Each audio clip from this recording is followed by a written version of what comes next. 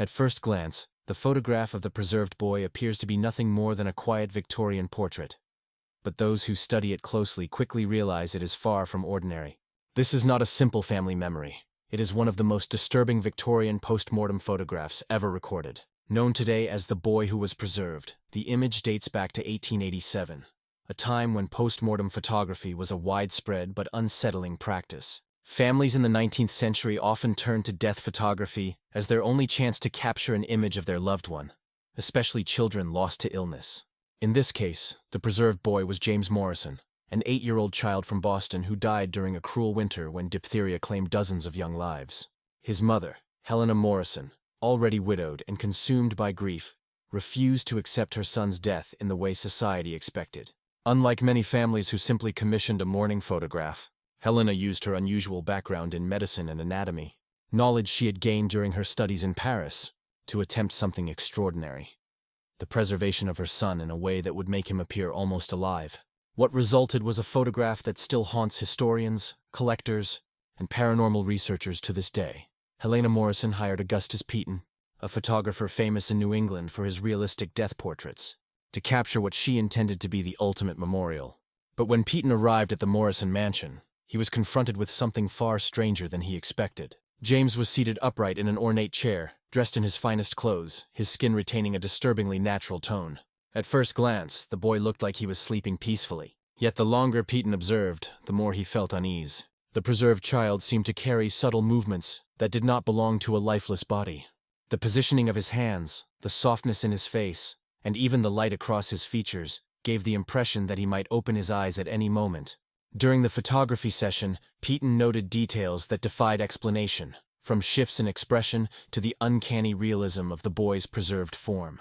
When the final photographs were developed, the images were unlike anything Peton had ever created. They did not look like Victorian post-mortem photography, with its stiff poses and painted eyes. Instead, they seemed to capture something in between. Not quite life, not quite death. The story did not end there. Neighbors whispered about Helena's experiments, speculating that she had engaged in forbidden practices, even bordering on occult preservation techniques. Rumors reached the coroner's office, and an inquiry was opened. But before authorities could act, Helena Morrison vanished without a trace, leaving behind the haunting photograph of her son and a mystery that continues to fascinate and disturb more than a century later. Collectors who studied the image reported an uncanny sense of presence, as though James Morrison still lingers within the photograph, forever preserved by his mother's obsession. This single case has become one of the most talked about examples of Victorian post-mortem photography, often cited in historical discussions, paranormal documentaries, and dark history explorations. To this day, people ask the same haunting questions. Did Helena Morrison preserve her son with advanced techniques unknown to her era, or did her grief drive her into dangerous territory, creating a photograph that continues to unsettle anyone who dares to look into the boy's face? If you found this story chilling, make sure to like this video, subscribe for more dark history and Victorian mysteries, and share it with someone who loves exploring disturbing historical photographs. I want to know your thoughts. Do you believe this haunting image is simply an example of 19th century mourning customs? Or is there something deeper captured within the preserved boy's photograph? Comment below and tell me what you think. And while you're at it, let us know where in the world you're watching from.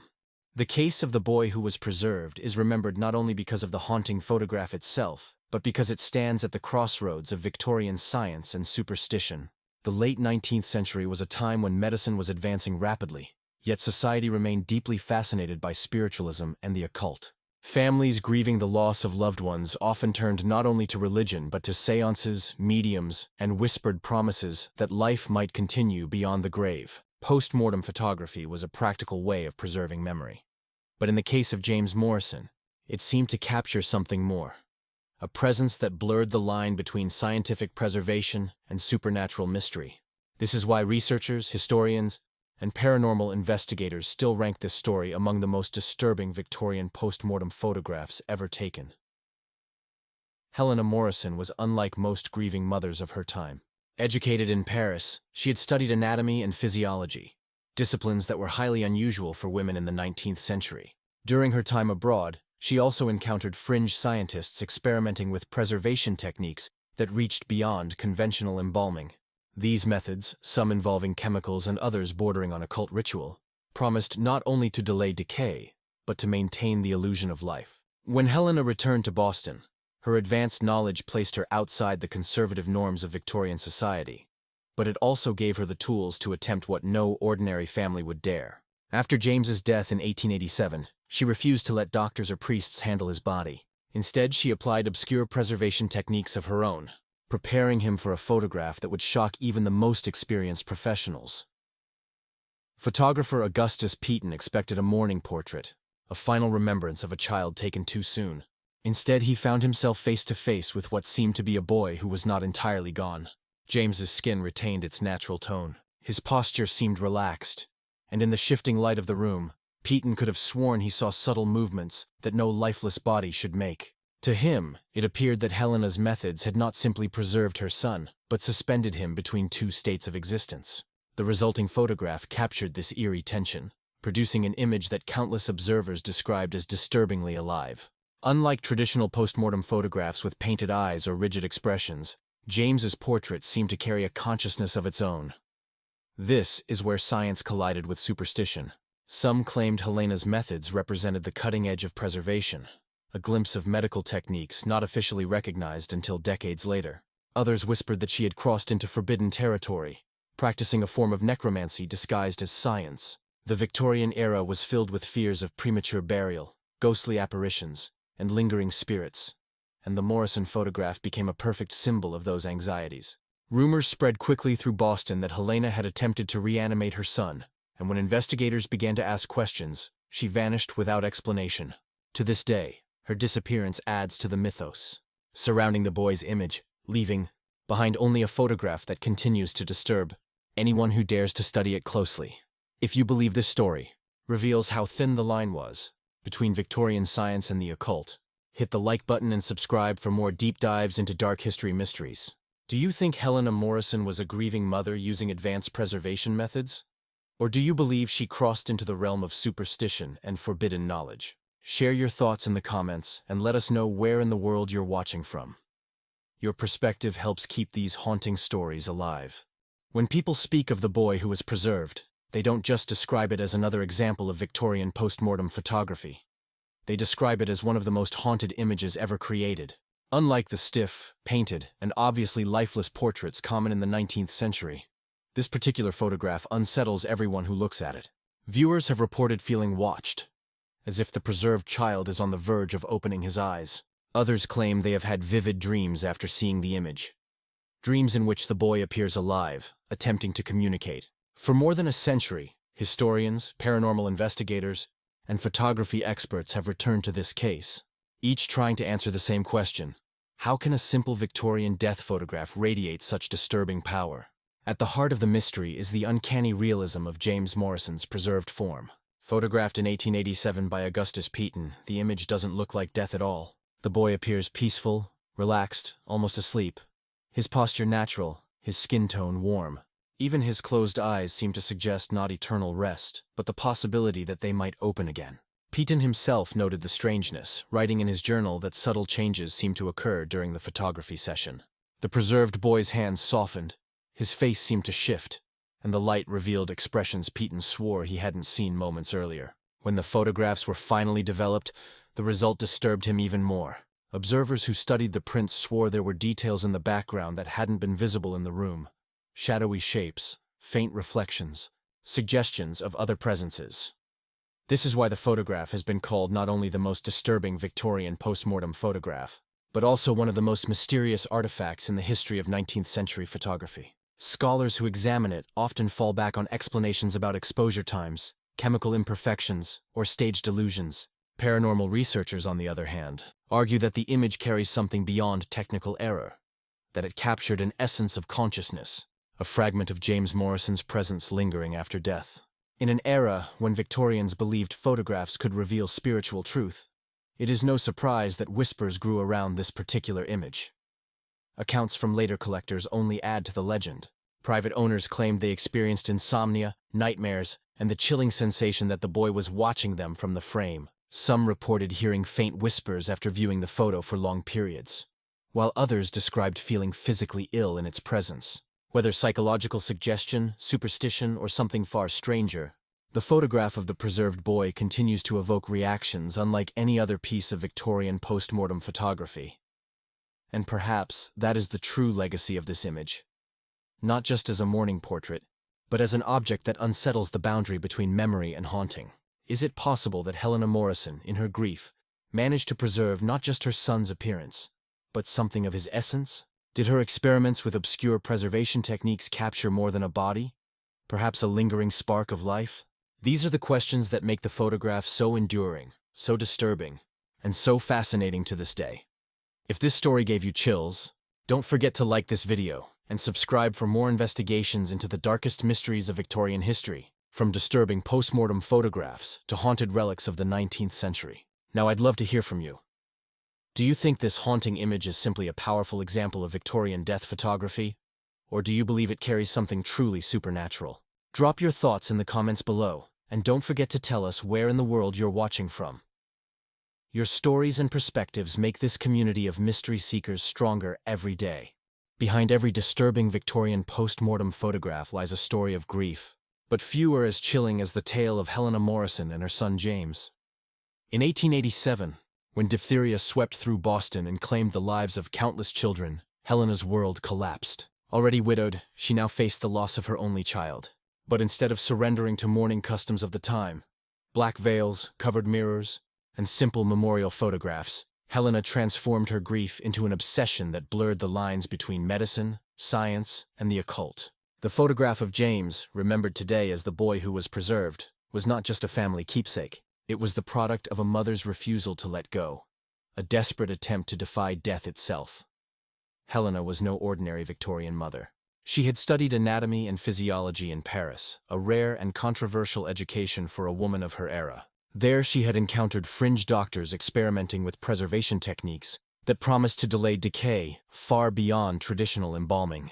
Some of these methods involved strange chemicals and procedures that edged into forbidden knowledge. When James died on that cold January morning in 1887, Helena drew upon this training. She dismissed doctors, servants, even the priest summoned to administer last rites. She locked herself in the room with her son's body, emerging hours later with a new resolve. She would not bury James in the earth. She would preserve him. The results of her work astonished even the experienced photographer she hired, Augustus Peton. James did not look like the stiff, painted figures Peton usually arranged for Victorian death portraits. Instead, the preserved boy sat upright in an ornate chair, his posture relaxed, his skin disturbingly lifelike. As Peton prepared his equipment, he could not shake the sense that the child might stir at any moment. Helena hovered nearby, directing every angle, every exposure, recording notes in her journal with obsessive detail. To her, this was not simply a photograph. It was an experiment. The community whispered about her behavior. Neighbors spoke of strange deliveries to the Morrison mansion. Bottles of chemicals, odd medical instruments, shipments from Europe. Rumors spread that Helena had crossed from science into superstition, practicing preservation techniques that bordered on necromancy. When the county coroner received an anonymous complaint suggesting she had engaged in illegal medical experiments, an investigation was launched. Yet before officials could act, Helena disappeared. She abandoned her home, sold her estate through lawyers, and vanished without leaving a trace. The preserved boy's photograph was all that remained. This is why the image is remembered not only as one of the most disturbing Victorian post-mortem photographs, but also as a symbol of grief turned into dangerous obsession. Was Helena Morrison simply a mother unwilling to let go, or was she a woman who used forbidden knowledge to capture more than her son's body, perhaps even his lingering presence? The question has never been answered, and perhaps that is why the story continues to fascinate researchers, collectors, and paranormal investigators more than a century later. If this account of Helena Morrison's obsession unsettled you, be sure to like this video and subscribe for more chilling stories of Victorian death rituals, disturbing history, and haunted photographs. Now I'd love to hear your perspective. Was Helena a grieving mother using advanced preservation methods, or did she truly cross into the realm of the forbidden? Share your thoughts in the comments below, and tell us where in the world you're watching from. Your insights bring this eerie history to life. The story of the boy who was preserved is unlike any other in the long and unsettling history of Victorian post-mortem photography. It is not just a photograph of grief, not just a reminder of how families in the 19th century clung to memory in the face of death. It has become a symbol of something larger. The possibility that obsession, science, and superstition converged in a single disturbing image. Today, more than 135 years after the photograph was taken, the preserved boy is remembered as James Morrison, the Victorian child who never truly rested. From the very beginning, observers knew that this was not an ordinary mourning portrait. Traditional Victorian death photographs followed predictable patterns. The deceased posed in coffins, arranged with flowers, or made to look asleep with painted eyes and stiff positioning. But the Morrison photograph broke these conventions. In this image, James did not look lifeless. He looked natural, relaxed, disturbingly alive. His head was tilted slightly as if caught in thought. His hands were positioned not with the rigidity of death, but with the softness of someone resting in a chair. Even his closed eyes seemed to suggest that he could open them again at any moment. Photographer Augustus Peton was no stranger to death portraits. He had built his reputation on creating images that brought comfort to grieving families. Yet even he admitted that this case felt different. During the photography session, he noticed details he could not explain. The boy's posture seemed to shift slightly between exposures. The set of his lips, the tone of his skin, even the light reflected from his face created the eerie illusion of subtle movement. It was as if the boy's presence extended beyond what Peton could capture on glass plates. When he developed the photographs, the effect was magnified. Observers swore that James looked not like a preserved corpse, but like a sleeping child, a child about to awaken. The reaction to the photograph was immediate and disturbing. Those who viewed it described sensations of unease, even fear. Some reported feeling watched, as though the boy's closed eyes concealed an awareness that lingered in the room. Others claimed to have vivid dreams after studying the image, dreams in which James appeared alive and attempted to speak. Collectors who later acquired the photograph described physical symptoms, headaches, chills, and sleepless nights, whenever the image was nearby. Over time, the Morrison portrait developed a reputation not simply as a death photograph, but as one of the most haunted images in history. The mystery deepened with the disappearance of James's mother, Helena Morrison. Already considered unusual by her neighbors for her scientific background and eccentric habits, Helena became the subject of rumors that she had crossed into forbidden territory. Whispers spread that she had experimented with advanced preservation techniques, methods bordering on occult ritual. Some believed she had not merely preserved her son's body, but had attempted to reanimate him, to hold him suspended between life and death. When the county coroner began investigating after receiving an anonymous complaint, Helena vanished. She left her mansion behind, arranged for its sale through lawyers, and disappeared without leaving a trace. The timing only fueled speculation. Had she fled to avoid prosecution, or had her experiments taken her into realms that defied explanation? With Helena gone, the photograph became the only surviving evidence of her obsession, and yet that single image carried with it a power that endured. By the early 20th century, word of the Morrison photograph spread beyond Boston. Collectors of Victorian artifacts sought it out, fascinated by its uncanny qualities. Paranormal investigators argued that it contained proof of consciousness beyond death, captured on camera by accident or by design. Academics debated whether the photograph demonstrated advanced preservation far ahead of its time, or whether the reactions it provoked were psychological projections of grief and fear. No matter the explanation, the photograph refused to fade into obscurity. Reports of strange experiences continued. In the 1920s, a Harvard physician who examined the image under magnification claimed to see details invisible to the naked eye, shadowy figures in the background, distortions in the texture of the photograph, and inexplicable clarity far beyond what Victorian technology should have allowed. In the 1960s, neuroscientists studying visual recognition reportedly exposed volunteers to the Morrison photograph and measured unusual brain activity, patterns identical to those triggered by interactions with living people. Though these studies were never formally published, the findings circulated privately and only strengthened the legend. The preserved boy was more than a memory. He was a presence. This combination of science, folklore, and fear turned James Morrison into a lasting symbol of Victorian anxiety. The 19th century was an age obsessed with death. Families wore mourning clothes for years, created jewelry from the hair of the dead, and filled their parlors with images of lost children. Yet it was also a time of rapid scientific advancement, when electricity, chemistry, and photography seemed to blur the line between natural law and supernatural possibility. The Morrison case captured this tension perfectly.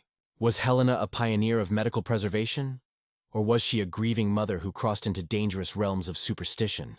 Was the photograph an optical illusion enhanced by exposure times and chemical flaws?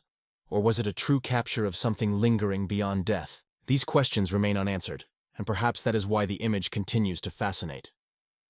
Today, the photograph of the preserved boy is remembered not just as a disturbing relic of Victorian post-mortem photography, but as one of the most enduring mysteries of dark history. Scholars cite it in discussions of mourning rituals, paranormal researchers included in studies of haunted objects, and true crime historians note its unsettling connection to a mother who vanished without a trace. More than 130 years later, James Morrison is still remembered as the Victorian boy who never rested. His image lingers in the cultural imagination, a reminder that grief, obsession, and memory can sometimes create legacies that defy explanation. When you look at the preserved boy today, ask yourself, what do you see? A child lost too soon, memorialized by a desperate mother? A body preserved with techniques too advanced for the 19th century? Or something far stranger? A consciousness captured in photographic form, lingering beyond the boundary of death. That is the enduring power of the Morrison photograph. It does not answer questions. It asks them silently, in the gaze of a boy who should not be able to look back. If you've stayed with this story until now, I want to thank you. And I want to hear your thoughts. Do you believe the Morrison photograph is simply an extraordinary example of Victorian post-mortem photography? Or do you think it is one of the most haunted images in history? Leave your answer in the comments below, and let me know where in the world you are watching from. Don't forget to like this video, subscribe for more dark Victorian mysteries, disturbing historical cases, and haunted photographs, and share this story with someone who dares to look into the face of the boy who never rested.